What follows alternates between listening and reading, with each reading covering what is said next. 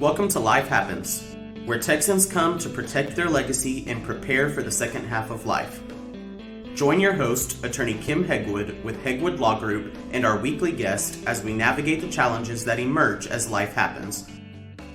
Now here's your host, Kim Hegwood. Good morning and welcome to Life Happens with me, Kim Hegwood, and our very special guest today, Linda Fodrini-Johnson. Good morning. Good morning. And so Linda's a consultant, does continuing ed, and we're going to talk about some fun things today. We find a lot in my practice, and that is siblings caring for a parent with dementia. And so we're going to talk about a few things, and then I'm going to ask you a couple other things that I found in my practice, and we'll kind of easy stuff. And okay, really easy stuff. Yeah. Easy stuff. So one of the things as far as, working, siblings working together, to take care of a parent, how do you pull it off? And let me kind of break it down because I think this is important. So if the kids live close to mom, let's talk that, and then we're going to switch a little bit. Yeah, I usually, when I'm working with a family, I like to either have, the last 3 years is a Zoom meeting, right? And you get and maybe from now on, because siblings don't necessarily live close to one another. And as your example says, there's one sibling that lives close to mom, and that sibling, sometimes everything falls on. And so when I have a family meeting, or when you all want to have your own family meeting, if there's no real conflict, you could work together. If there's conflict or something that everyone doesn't agree upon, you need a mediator, whether that's a geriatric care manager or an elder law attorney. You need somebody to help you with the meeting to make sure it goes smoothly. So with the sibling that lives close, we want to make sure they're supported, because sibling, let's just say there's 2 other siblings and one lives out of the country. I just had a situation like this yesterday. One lives out of the country, the other lives across the country, and daughter number 1 happens to live about 3 miles away from mom, who has dementia, and mom is calling her more frequently. She's starting to be a safety risk, and they're talking about placing her, finding, memory care for her. Maybe that's the best, maybe it's not. So we have to kind of get together and have a meeting and talk about what's real, what's happening. And maybe we need, because that one sibling that's maybe in the country, but across the country, says she's not that bad, she doesn't need to go anyplace. We want to keep the family home. We were all born there. That's where we have Thanksgiving and Christmas. And I can't imagine giving up that home. And we would have to do that to pay for mom's care. And the story goes on and on. Sibling out of the country is really concerned about his sister. He hears her burning out, and he feels helpless, and wants to know what he could do to support her. So usually I give everybody some homework and some assignments with their agreement. Son from across the world can do mom's finances. He's got the skills to do it. He's got the time to do it. Take that off the sister's plate, so to speak. And the sibling that lives in the country, but across the country, can come and give sister a break. And since he is resistant, she's of course got 2 brothers. I had 3, so that's why I use this in an example. She asked him to come so she can have a vacation. That's the best way for that sibling to find out really how mom can live safely in her own home. When she puts the coffee pot in the refrigerator, when she opens the door to strangers, when she wants to write a check to the person that calls on the telephone, he's going to know, yeah, this isn't safe for mom. And affordability, and that's another long story too, to talk about, Medicaid and all that kind of stuff. But we won't go there right now. Right now, we want to make sure mom's safe, sister doesn't have a heart attack or burnout, taking care of mom, and gets the support she needs from her siblings. I find in my practice that usually the sibling that doesn't live here is the one that complains the most about the care, so and so it's a lot of times it creates sometimes more problems than trying to to be helpful and utilizing everybody together. And so um Can I talk about that for a minute, sure, Karen? absolutely. I happen to be a family therapist besides a geriatric care manager. And sometimes the sibling that's complaining about care, the one that's from out of town, right? Mhm. You know, they just want mom to be better or dad to be better. And so no care is going to make mom or dad better. And I think sometimes they have to come to that realization and they need to get some counseling on their own or at least join a support group. Wherever they live, there's a support group. So if this story rings true to anyone listening to us this morning, um, just get your own help if you think mom needs more care or you're not in tune with the care, because I've toured many, many memory units and I think they're all the same. Who runs them is what's important. Who are the staff? So anyway, we could talk about that later. Thanks, Kim. No, no, that's great. That's good information because, you know, we have here where I am and tons of support groups, and I'm a big fan of support groups because a lot of people in support groups can give you information. They can say, hey, this is what I did and this is what worked. And they're very helpful because they don't want you to go through with what they had to go through. Exactly. So it's just, I can't express how helpful, it is. And then we do have those people that need that one-on-one, Hmm. therapist to kind of deal with, what's going on and the changes, because it's traumatic for, for a lot of kids. And so um, even though it's gradual, it still can be very traumatic. And Hmm. so what do we need to do or know about their needs or quality of life? Well, quality of life. And let's just say you don't have a geriatric care manager. I'm sorry, the sun's kind of in my face this morning, but you don't have a geriatric care manager, and you're going to have to make some decisions about mom, whether it's bringing in care or finding a place for mom in a supportive retirement community, memory care, what not. Um, so you want to base your decisions on mom's values, not yours. And so often the adult child will pick this beautiful assisted living.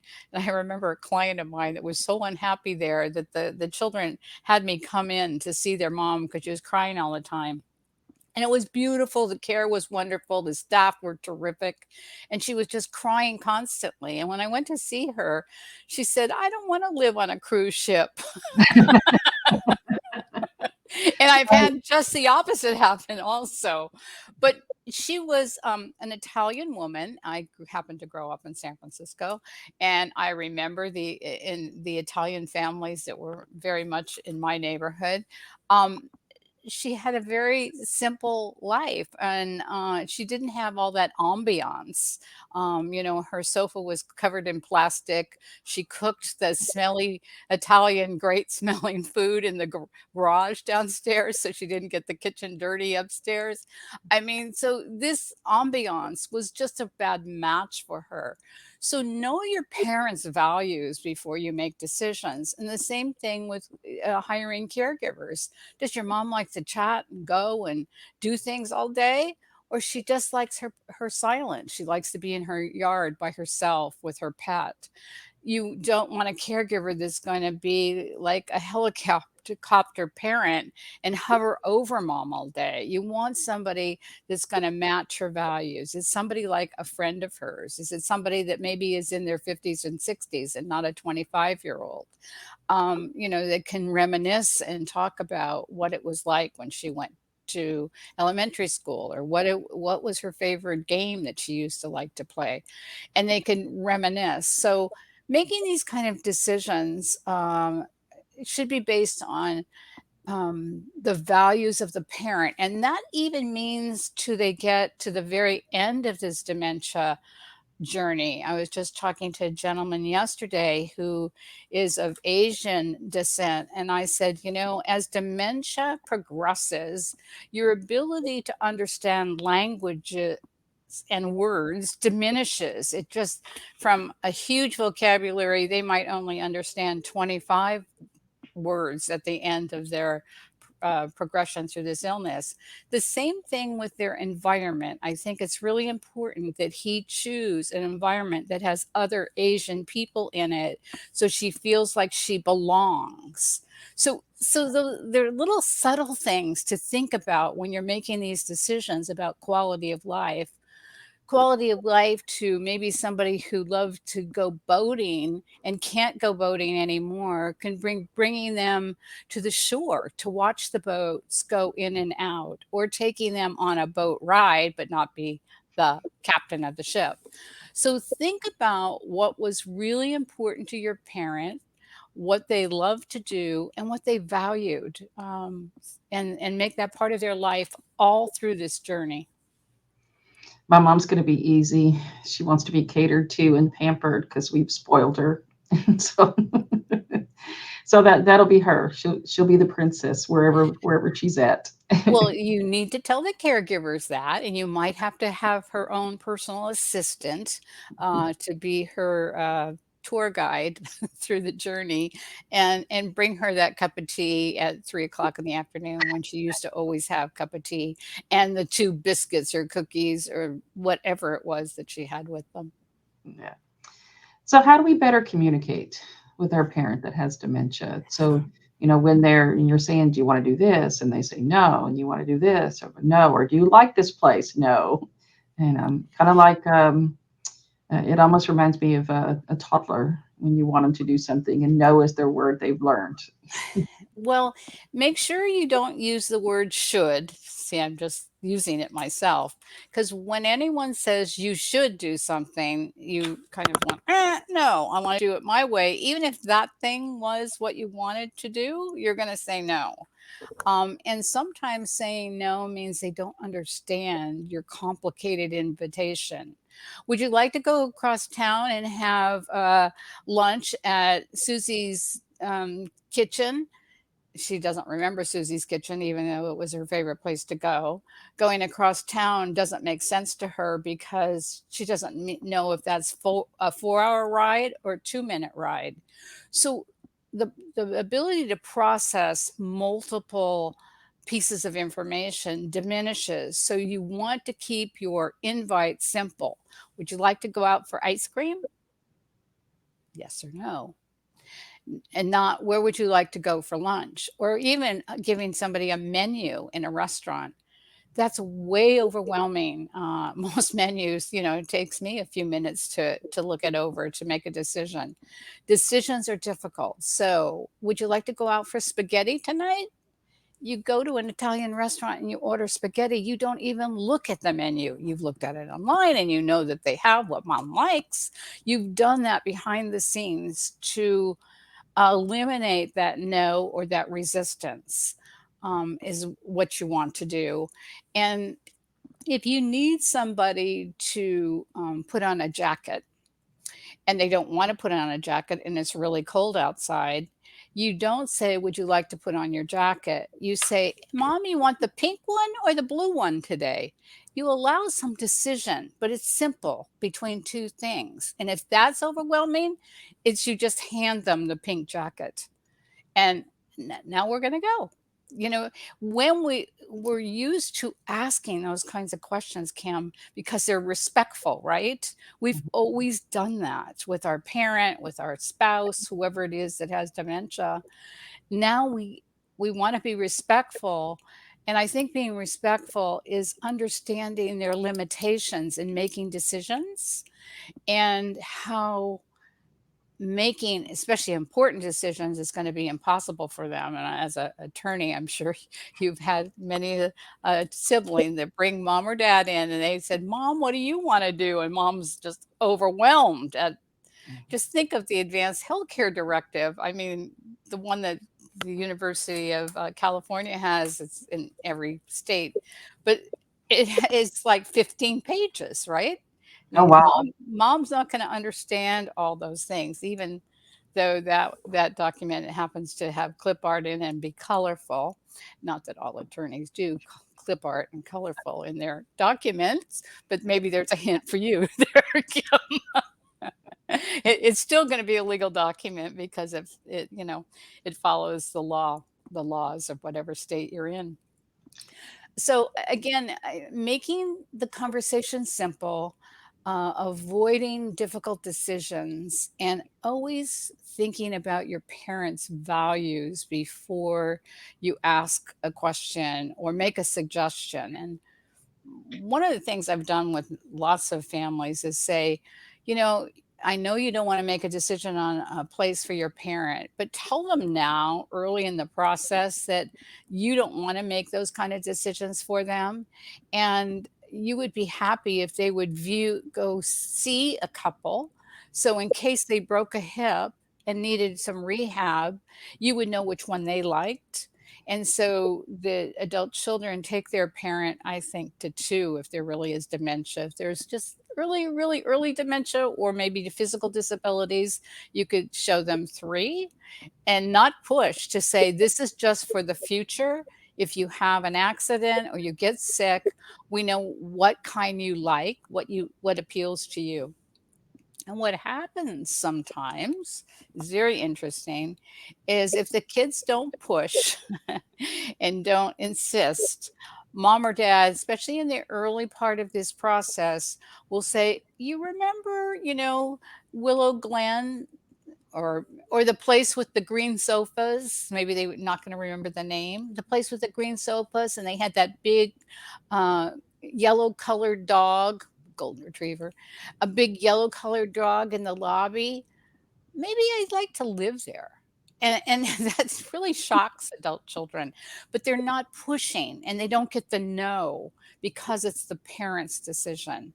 And sometimes the parent's never going to make a decision, but you're observing them in the facility and you're seeing them smile or frown. So you're always picking up these clues of, she kind of liked something going on there. If we have to make that decision without her permission, that's the one we're going to choose. So let's go back to moving. All right. And moving. Yes. So that we're talking about moving, potentially moving. So what happens when you've got kids that don't agree on whether mom should be moved or not moved or where mom should be moved? That's when you get a third opinion. If the siblings disagree, you get a third opinion, and you might get a third and a fourth opinion. And again, I was just working with a family that had to get a good diagnosis by a neuropsychologist because the little simple tests that hospice did, there's lots of ways of not diagnosing it. A diagnosis of this kind of dementia is probably at least 4 hours of running through lots of tests and lots of different doctors to come up with a more definitive diagnosis. But those first little, I call them screenings, like the MMSE and the slums and, the MOCA, those are all the titles of tests. Well, you might have to go make sure your parent is tested by a third party so the siblings know, because at the end of that testing, it actually tests safety. And if you leave a parent in an unsafe situation when you know they're not safe, you might be charged, again, depends on the state you're in, with elder abuse or neglecting your duty if you're the responsible party to provide them a safe environment. So maybe that's the scary part, and I don't want to really scare people into doing that. But when siblings don't agree, and say the two siblings agree that mom should move now, and one sibling wants mom to preserve her estate for them, you kind of can get the money thing sometimes in these kids. I'm sure you get that more, Kim, than I do. But anyway, I send them then to the elder law attorney to resolve that part. But mom's estate, dad's estate is for their care. And care can get expensive. That is true. And a lot of people try to delay the move because it can be costly. So, but if safety's at risk and mom is already 85 years old, maybe mom or maybe dad has 5 years, probably less, to live of their life. You think about what the real cost is. And that's where somebody like a aging life care professional, geriatric care manager can step in and say, these are the choices and what they cost. If you have home care, it costs X. If you have assisted living, it's Y. And if you have memory care, it's Z. And does mom have the resources? And let's really look at that. Let's dig down into that. And I think that when you have that information, that solid information from third party, the resisting sibling is going to have to go along with the other two siblings. However, Kim, is the resisting sibling happens to have all the powers, and the two that think mom should be in a safer place, then it becomes kind of a legal issue. And then you go see Kim. Or if Yeah. you're in another state, Kim or somebody will give you an elder law attorney to help you untangle that quagmire. All right. Real quick before we run out of time, what do we do when they fire every caregiver? When So, they fire every caregiver, okay, yeah. yes, you do not hire a caregiver. You change the terminology. And sometimes this is tricky. Your mom's fired every woman that's come into the home. Ask for a male caregiver. And he's her driver. Mm, And he happens to cook really well too. Again, you're doing this with a bonded licensed agency mm, that oversees and supervises and has all the liability, because a lot of people don't want the opposite sex. It's pretty hard with males because the primary caregiver out there in the market is a female. And then the other thing is changing the name of the person from caregiver to personal assistant. With guys, I often say, "We're going to get you a trainer, Dad, to get you stronger, so you can better do whatever it is that Dad likes to do."